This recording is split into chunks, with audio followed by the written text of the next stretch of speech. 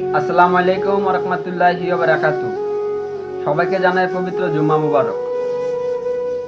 আজকে আমি আপনাদেরকে যে আমলটি দিব, এই আমল দ্বারা আপনার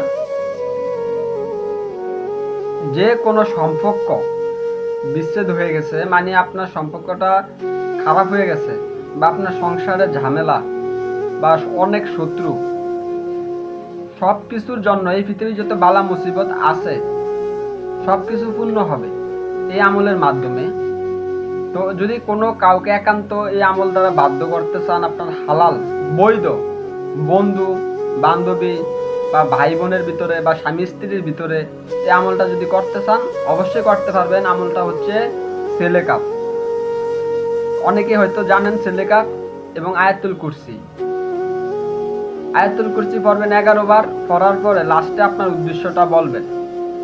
আবার ছেলে কাপ 41 বার পড়বেন, পড়ার পরে আপনার উদ্দেশ্যটা বলবেন।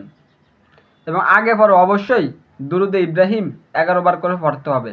আর আমলটা আপনাকে করতে হবে প্রতিদিন এশারের নামাজের পরে। যদি আপনি করতে পারেন তাহলে এই দুনিয়াবি বালা মুসিবত ইনশাআল্লাহ আল্লাহর রহমতে সমাধান হয়ে যাবে। আর যদি কাউকে বাধ্য করতে চান, এভাবে করতে পারবেন। বিশ্বাসের সাথে করবেন, আল্লাহর কোরআনের দিয়ে অবশ্যই কাজ হবে। অবৈধভাবে যদি কেউ কারো খারাপ করতে চান, ওই ক্ষেত্রে বরঞ্চ আপনার ফ্যামিলির ভিতরে ধ্বংস হবে, তার তো কিছুই হবে না। তো আল্লাহর কোরআন দিয়ে যদি কিছু করতে চান, ভেবে চিন্তে তারপরে করবেন। আর এটার জন্য সবাইকে অনুমতি দেওয়া হলো। তো ভালো থাকবেন সবাই। আসসালামু আলাইকুম।